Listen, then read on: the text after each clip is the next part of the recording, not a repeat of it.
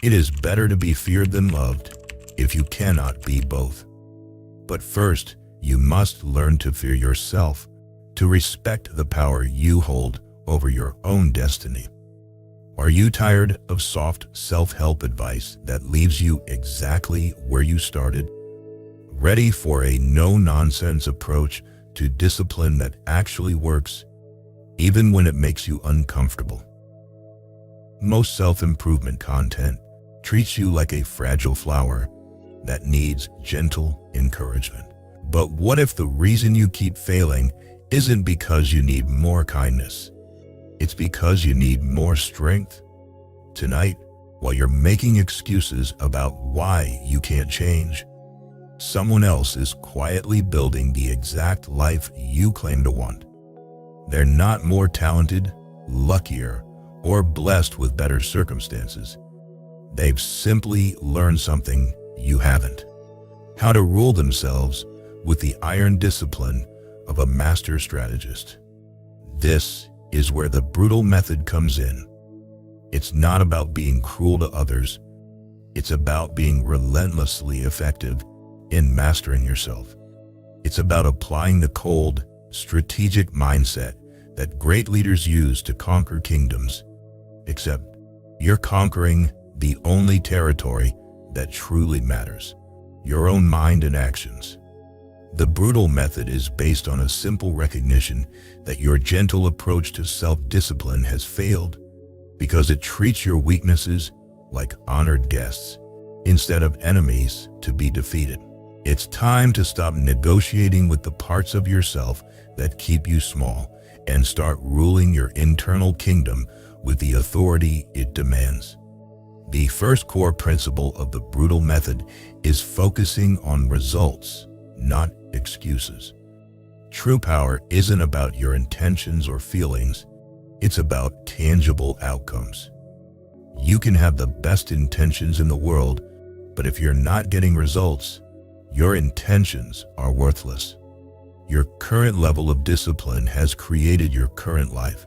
Different results require different disciplines. Stop evaluating your efforts by how hard you tried and start measuring them by what you actually achieved.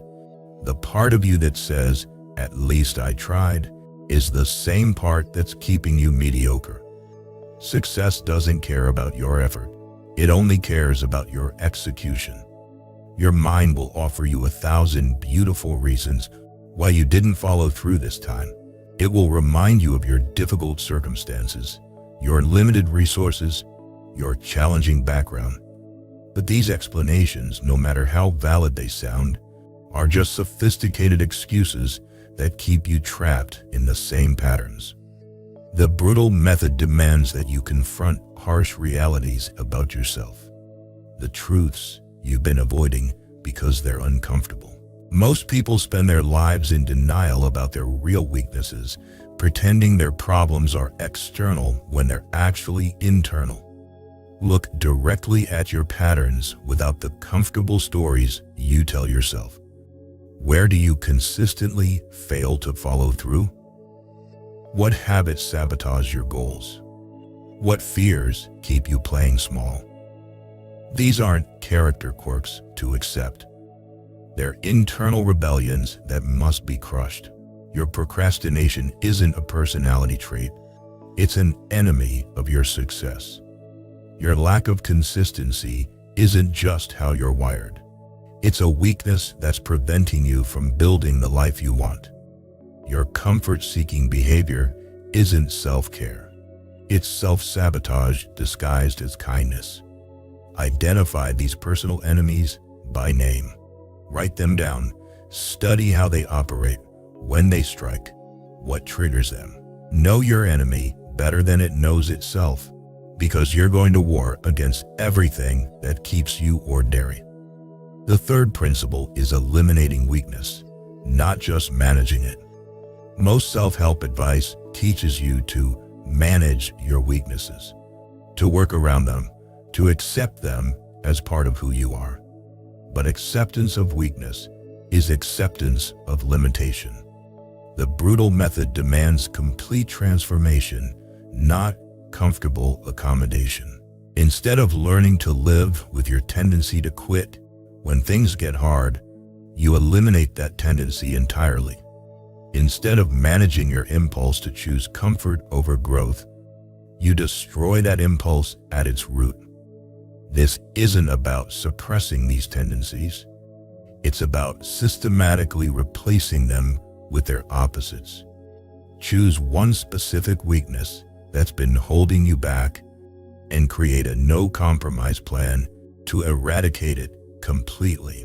Not reduce it, not manage it, not work around it, eliminate it. If you consistently break your commitments to yourself, the solution isn't learning to make smaller commitments. The solution is becoming someone who never breaks commitments, period. This requires what we can call strategic violence against your own limitations. You wouldn't negotiate with an enemy army that was destroying your kingdom. You'd use whatever force was necessary to defeat them completely. Apply that same ruthless efficiency to defeating the parts of yourself that sabotage your success.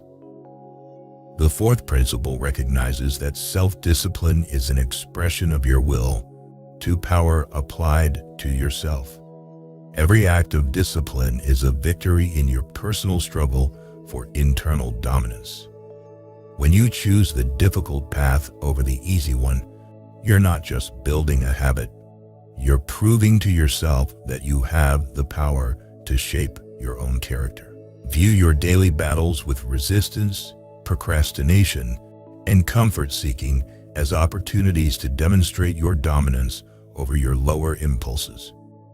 Each time you do what needs to be done, despite not feeling like it, you're casting a vote for the person you're becoming rather than the person you've been. Your undisciplined impulses are not innocent desires that deserve consideration. They're threats to your sovereignty that must be defeated decisively. When you feel the urge to break your diet, that's not your body communicating needs. That's an internal enemy trying to derail your health goals. When you want to skip your workout, that's not wisdom about rest. That's weakness trying to maintain its grip on your life. Now let's get practical about implementing the brutal method. First, you must define your domain, the principality of self that you're going to rule. Clearly articulate what you want to achieve and what aspects of yourself you need to control. This becomes your kingdom, and everything you do should serve the expansion and strengthening of this domain. Write down your non-negotiable goals and the specific behaviors required to achieve them. These aren't wishes or hopes. They're laws of your personal kingdom that must be followed regardless of circumstances, feelings, or external pressure.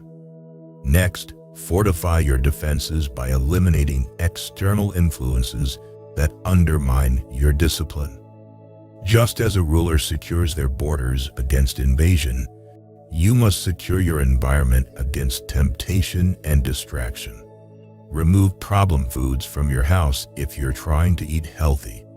Delete social media apps if you're trying to be more productive. Change your route if you're trying to avoid certain temptations. Make it harder to fail and easier to succeed by controlling your environment instead of relying on willpower. Establish non-negotiables, strict rules for yourself that function like royal decrees. These aren't suggestions or guidelines. They're absolute laws that admit no exceptions. If you decide you're going to wake up at 5 a.m., that means every day, regardless of how you feel, what happened the night before, or what's on your schedule. The brutal method also requires ruthless self-accountability. Become your own harshest critic, not in a way that paralyzes you with self-doubt, but in a way that drives continuous improvement. When you fail to meet your standards, don't make excuses or promise to do better tomorrow. Impose immediate consequences. These consequences should be uncomfortable enough to make you think twice before breaking commitments to yourself again. If you skip your workout, you do 2 workouts the next day. If you break your diet, you eat nothing but vegetables for the next 24 hours. If you waste time on social media when you should be working, you work an extra hour with your phone in another room. Don't let failures slide with gentle self-forgiveness. Gentle self-forgiveness is what got you into this situation in the first place. Instead, treat every broken commitment as a rebellion against your authority that requires immediate suppression. Most importantly, act decisively and relentlessly. When you make a decision, execute it immediately. Don't overthink. Don't second guess. Don't wait for the perfect moment. Hesitation is the enemy of achievement. The moment you decide to do something important, you begin doing it. Maintain your discipline every day, building what the ancient philosophers called unvariable steadfastness. Your commitment to your goals shouldn't fluctuate based on your mood, energy level, or external circumstances. Consistency isn't just helpful. It's the foundation of character transformation. Embrace hardship as a strengthening force rather than something to be avoided. When things get difficult, remember that difficulty is not your enemy. It's your trainer.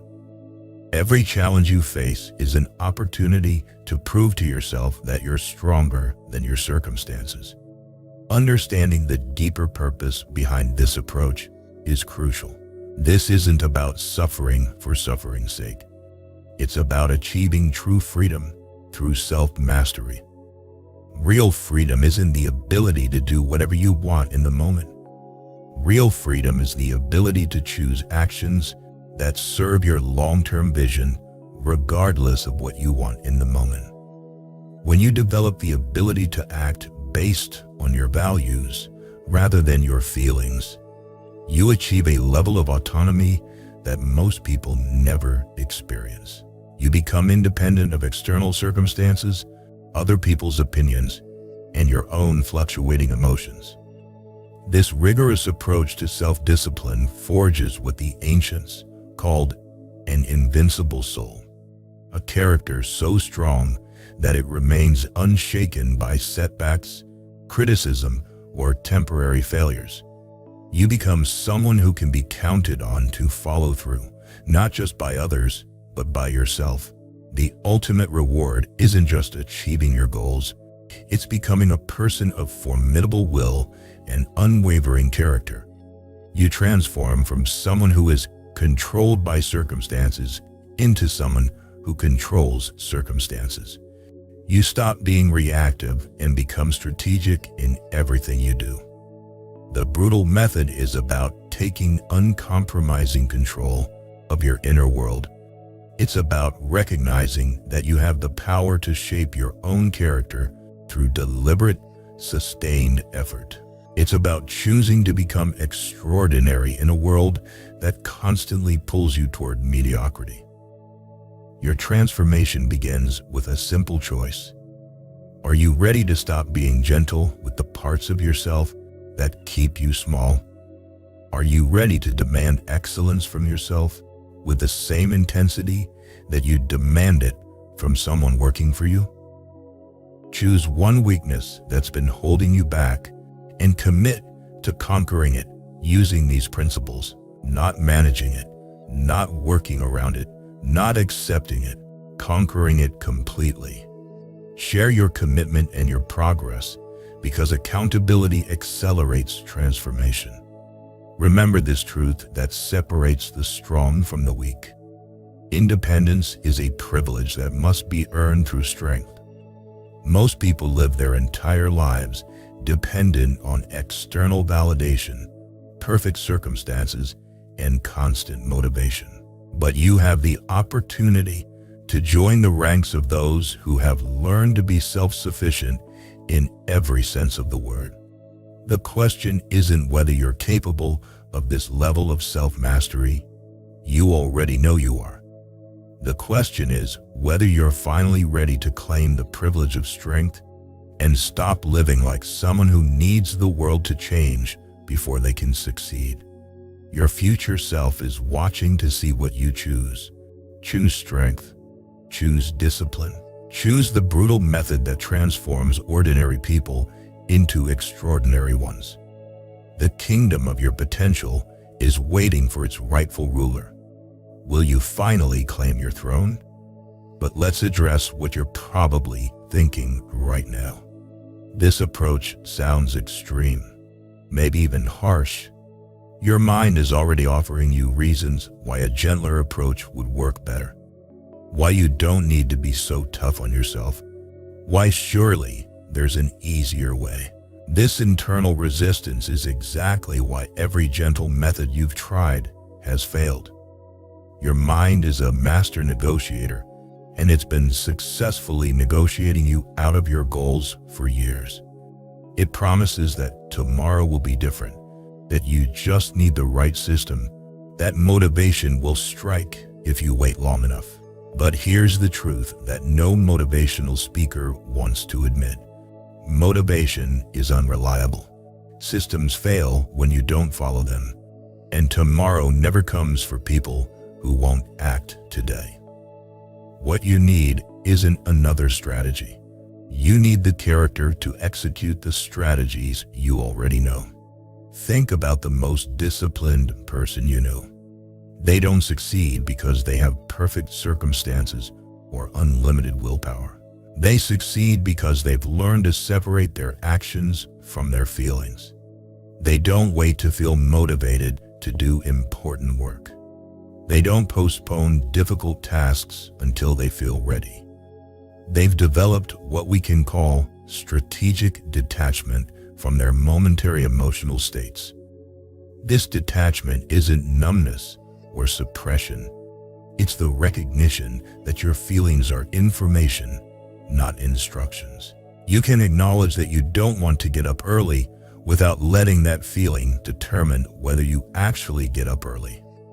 You can notice that healthy food doesn't seem as appealing as junk food without letting that preference control your nutrition choices. The brutal method trains you to expand the space between impulse and action. Most people collapse this space completely. They feel hungry, so they eat. They feel tired, so they sleep. They feel lazy, so they procrastinate. But in that tiny gap between feeling and acting lies all your power to change. Start practicing with small decisions throughout your day. When you feel the urge to check your phone, pause for 5 seconds before deciding whether to actually check it. When you want to hit snooze, pause and consciously choose whether to get up or keep sleeping. These micropauses seem insignificant, but they're building the mental muscle that transforms lives. Each time you pause between impulse and action, you're proving to yourself that you have a choice. You're not a victim of your circumstances, your background, or your biology. You're a conscious agent, capable of directing your own behavior toward your chosen goals. The brutal method also requires you to audit your current relationship with discomfort. Most people have been conditioned to see discomfort as a signal that something's wrong, that they should stop or find an easier path. But discomfort is often a sign that you're growing, that you're pushing against your current limitations, that you're doing something that matters. When you feel resistance to starting a difficult task, that resistance isn't wisdom telling you to wait. It's fear trying to keep you in your comfort zone. When exercise feels challenging, that challenge isn't your body telling you to stop. It's your body adapting to new demands. When learning something new feels frustrating, that frustration isn't evidence that you're not cut out for it. It's proof that your brain is rewiring itself to handle new information. Start reframing your relationship with difficulty. Instead of asking, "How can I make this easier?" start asking, "How can I become stronger?" Instead of seeking comfort, start seeking growth. Instead of avoiding challenges, start pursuing them, because you understand that your capacity to handle difficulty directly determines the size of the life you can build. This doesn't mean being reckless or ignoring legitimate warning signs. It means developing the wisdom to distinguish between the discomfort of growth and the pain of actual harm. Growth discomfort is temporary and leads to increased capacity. Harm is your body or mind telling you that something is genuinely dangerous and needs attention.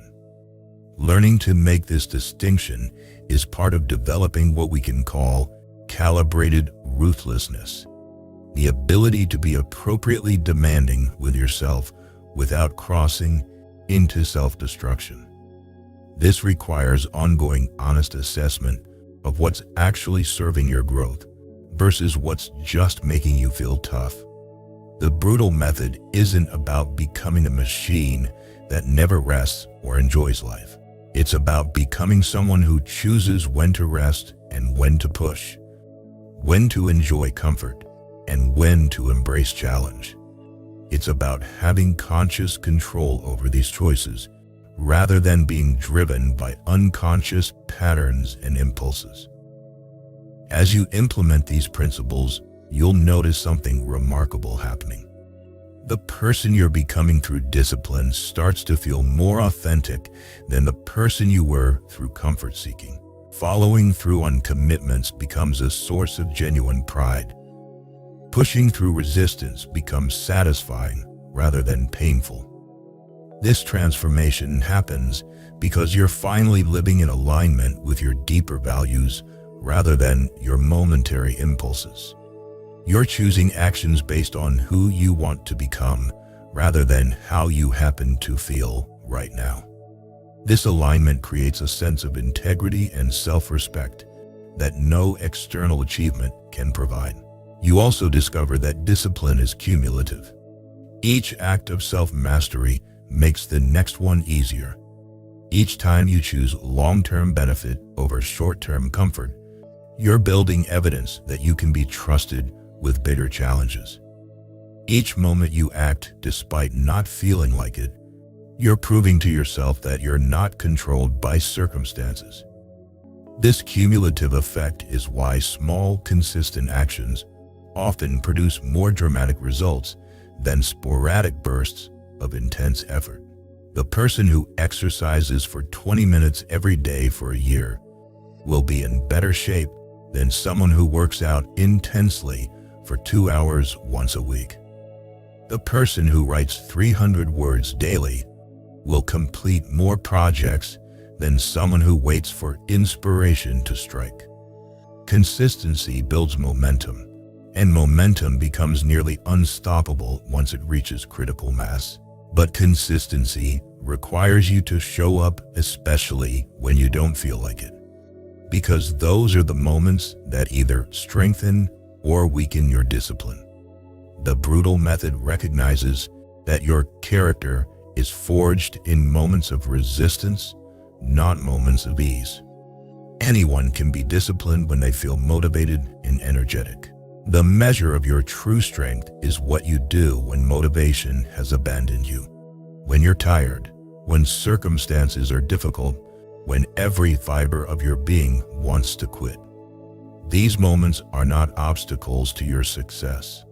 They're opportunities to prove to yourself what you're really made of. They're chances to choose the person you want to become over the person you've been. They're invitations to demonstrate that your commitment to your goals is stronger than your attachment to comfort. Every time you act in alignment with your goals, despite internal resistance, you're making a deposit in your self-respect account. Every time you keep a promise to yourself when breaking it would be easier, you're building the kind of character that can handle whatever life throws at you. This is what the brutal method ultimately creates. Not just better results, but a better relationship with yourself. You become someone you can count on, someone who follows through, someone who does what they say they'll do. This transformation affects every area of your life because people can sense when someone has this kind of inner strength. Your word becomes more valuable because people know you keep commitments. Your confidence grows because it's based on evidence of your own competence rather than empty affirmations. Your stress decreases because you trust yourself to handle challenges rather than avoiding them. But none of this happens automatically. It requires a conscious decision to stop treating yourself like a victim of circumstances and start treating yourself like the architect of your own character. It requires accepting full responsibility for your current results and full ownership of creating different ones. The time for gentle encouragement and comfortable excuses is over. The time for strategic ruthlessness in pursuit of your potential has begun. Your future self, the one who has mastered discipline and achieved their goals, is waiting to see if you'll finally choose to become them. That choice doesn't happen once. It happens in every moment when you're faced with the option to take the easy path or the effective path. It happens every time you choose growth over comfort, action over procrastination, commitment over convenience. Make that choice now. Choose the brutal method not because it's easy, but because it works.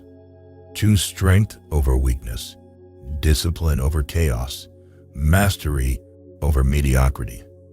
Your extraordinary life is waiting for you to become extraordinary enough to claim it.